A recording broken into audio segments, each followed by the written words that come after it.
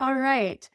Hi, everyone. So, in this particular training, we're going to be talking a little bit about why Victoria and I specialize in chronic illness therapy and also where you can learn more about this particular type of therapy if you're interested in it. Victoria, you want to introduce yourself? Yeah, hi everybody. My name is Victoria Rodriguez. I'm an LPC right across in the South in New Orleans, Louisiana, and I could just not be more excited to join Destiny today to talk to more therapists about what you can do when you have clients who come into your office either in person or virtually who are managing some of those chronic health issues we're going to talk about today. Yeah, Victoria and I both specialize in chronic pain and chronic illness, and Victoria's practices in Louisiana, mine is here in Georgia, and this is all that we do. So we see people with chronic illness every single day, and we're seeing that this as a specialty is growing more and more. I see it the same way as we might see an eating disorder specialty or substance abuse or perinatal mental health. It is a very specific specialty for specific reasons. There are a lot of nuances that you learn along the way when you're working with this population in which traditional CBT methods or even just our traditional ways of doing therapy don't always resonate and sometimes can even do harm. Yeah, absolutely. When I think about what it means to specialize in chronic illness, disability, medical trauma, all of these things that we're covering today. If you're joining us later in the future, drop in the comments what your specialty is. So, Destiny and I were talking about before recording what are some specialty clinics that you have in Georgia? What are some that I have in Louisiana? And so, Destiny, I know you were saying there's a lot of eating disorder specialists there. We have a lot of substance use specialists, perinatal specialists. And the thing that I always say, and let me know in the comments if this feels valid to you or not, is that, not all of our clients are going to go through a divorce. Not all of our clients are going to get pregnant. Not all of our clients will deal with substance use, but all of our clients have a body. And statistically speaking, something can go wrong in that body. So I always say, no matter what you're specializing in, having a good, solid foundational understanding of chronic illness or medical trauma can be so valuable because it interlaps with so many other specialties, right? So if you're a perinatal specialist, you're probably already seeing a lot of the things that we already see. So a lot of medical trauma in hospital systems. Same if you specialize in substance use, eating disorders, especially how that interacts with maybe some chronic health issues, maybe some possibility for misdiagnosis there, family systems. Yeah, anything else that's coming up for you, Destiny, with that? Yeah, the eating disorder misdiagnosis piece is really big. I know a lot of people are really doing some great work around ARFID, but even just like restricted eating or orthorexia or like some of these other kind of disordered ways of eating really come up a lot in this chronic illness population. And it's really not as simple as just expose yourself to the foods or just, like keep trying to eat this whole balanced diet because like for example with some GI conditions too much fiber like any raw fiber could be really harmful for their gut, and so sometimes some of the really well-known nutrition advice even is harmful for some of these conditions. And that's outside of our scope to tell you which diets are right for which condition. That's for their doctor to do, and that's for you to collaborate with their doctor as well. But that's, I think, another thing to know about this population is it really does take a lot of collaboration with their medical providers. Yeah, and I'm curious to know what would you say are some treatment goals that you just see commonly for your clients? I can think of about like five major themes that come up for working with my chronically ill clients. Yes. How to communicate your needs without feeling like a burden. How to learn how to do less is usually a goal. How to kind of learn to rest and pace yourself. Pacing can have dozens of goals even underneath the umbrella of pacing. And those are the two biggest ones I think I am working with right now. How about you? Yeah, I would say the same. A lot of accommodations work. It is so much easier to accommodate a body to achieve your goals than it is to force your body to adapt to your environment. Now, what do I mean by that? For those therapists, for those of you who have worked in community mental health, like let me know if you've done home-based work. Let us know in the comments. I was having to take a sick day. I want to say every month, but maybe it was up to like once a week. It was pretty intense. Just because of my own chronic health issues, having to take a lot of time off of work. Versus now that I work for myself from my own home office, I'm just not having to take as much time off. I'm not having to take as much sick time off because I can make myself comfortable. I can adapt my environment to my needs. So that's a little bit about what we talk about with our clients too, is that what accommodations are you missing? What accommodations can we add in? Um, I'm wondering, yeah, if there's anything that comes up for you too. It also makes me think about just myths. That we face as chronic illness specialists, but also that our clients face. Is there anything that Yeah. comes up for you? Yeah, exactly. I mean, if a client is struggling with depression and they are missing and they don't even know yet that they actually have a condition like POTS or Ehlers-Danlos syndrome or an array of different conditions that just simply hasn't been diagnosed yet, because it does take an average of 7 to 10 years to get a proper diagnosis. It might be chalked up to depression, and then you might be trying to work with how do you just like get your client out of bed and going to work, because if they don't, then they're going to lose their job, which of course would, you know, have a cascade of other issues that we want to help prevent for them. But like Victoria was saying, accommodation, a proper diagnosis, and then proper accommodations that would actually be covered under ADA laws, so even if they don't think it yet, with where they are at in their chronic illness journey, can help them get the right accommodations that they need, or even help encourage them to start looking for a new job if need be.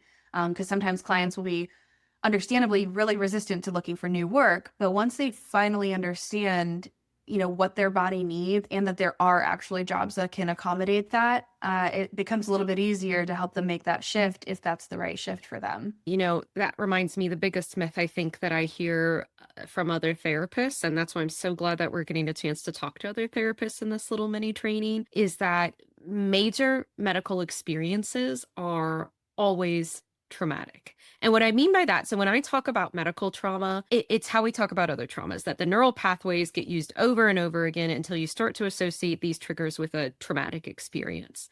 Now, having a chronic illness, if you're able to accommodate that, if you have a great support team, if you have a supportive family or supportive friends or just a supportive boss or environment, that does not necessarily mean that your chronic illness will be traumatizing. It's rather a lot of the stuff around the chronic illness, right? So, for example, a scary ICU stay that might be just totally sensory overwhelming, a lot of overstimulation, having to even talk to doctors. So, like white coat syndrome, that can be a part of that medical trauma for you. Um, I think like what you had said earlier, just that guilt that can come up maybe when our bodies aren't, quote, able to do what other bodies do. So I find it's also, yes, it's about the chronic illness, but it also a lot of it is examining the environment around them, like all these other factors around the chronic health issue. Um, Yeah, yeah. exactly. And that's another part of why this is such a specialty, because that's kind of how my brain works. I'm always thinking in systems and how the system impacts the individual, rather than how can we make or kind of make the individual kind of fit into the system. And again, sometimes, there's nuance here. Like sometimes they simply don't have a choice. Like they will lose their job, and that will create a cascade of other issues if they don't figure out how to push through. But you as the therapist need to know that if that's their only option right now, we should still have goals to, over the long haul, figure out how we can make changes where. It should not be a just forever kind of thing.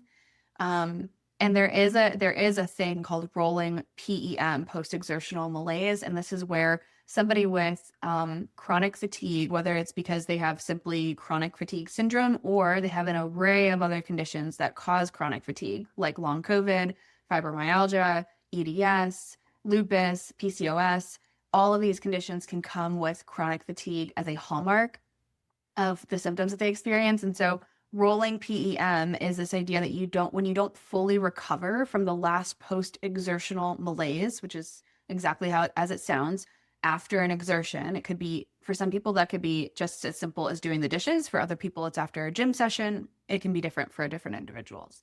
They may experience a malaise, a very like crashed, I can't get out of bed, I can't believe how tired I am or how fatigued I am. And that might happen 12 hours later or 2 days later.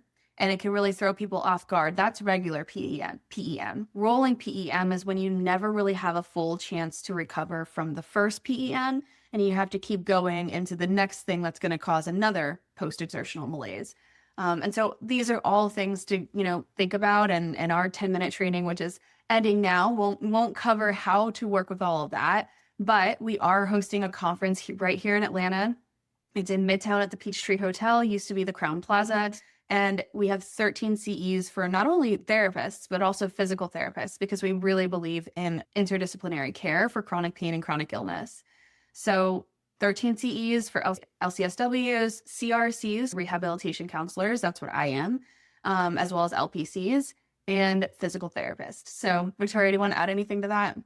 The last thing I'll add is if you're listening to this training and you're like, okay, I want to work with clients with chronic health issues, but I also have chronic health issues. That's who we created this conference for, is two chronically ill therapists. So I'm going to drop our website when we upload this as well, so you can look at all of the accommodations that we have.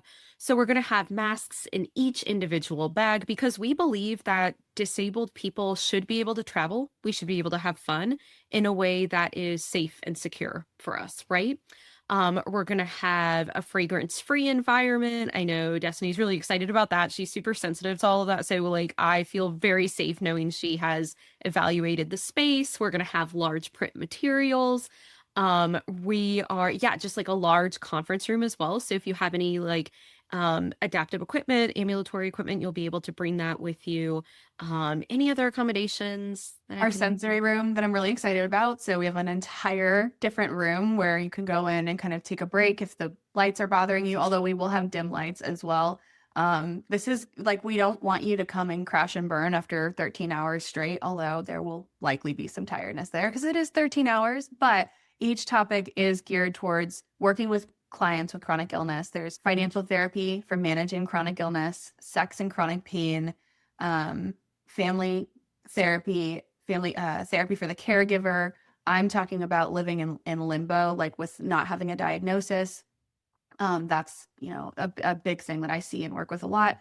And Victoria is talking all about self-care, and for both the therapist and the client, and then how you navigate that in session with clients. So we are really excited. We are still offering our early bird discount. It's $100 off if you use the code earlybird.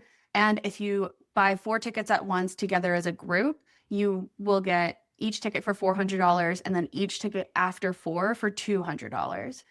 So the more you spread the word, the cheaper your own ticket can be. And you can bring one table, sponsor exhibitor table, with that group discount. So. Perfect for our group practices or any of our smaller clinics, or even larger clinics in the area. I know we have some sponsors coming even from all the way in Louisiana and Florida coming to represent. So I just think that's a fantastic opportunity for group practices in Georgia as well.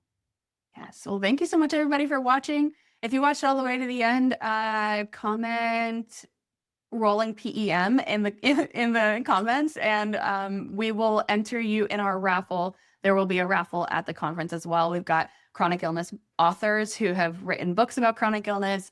We've got some other fun things in the works. So make that comment below and we will add you to our raffle. All right. See everybody there. We can't wait.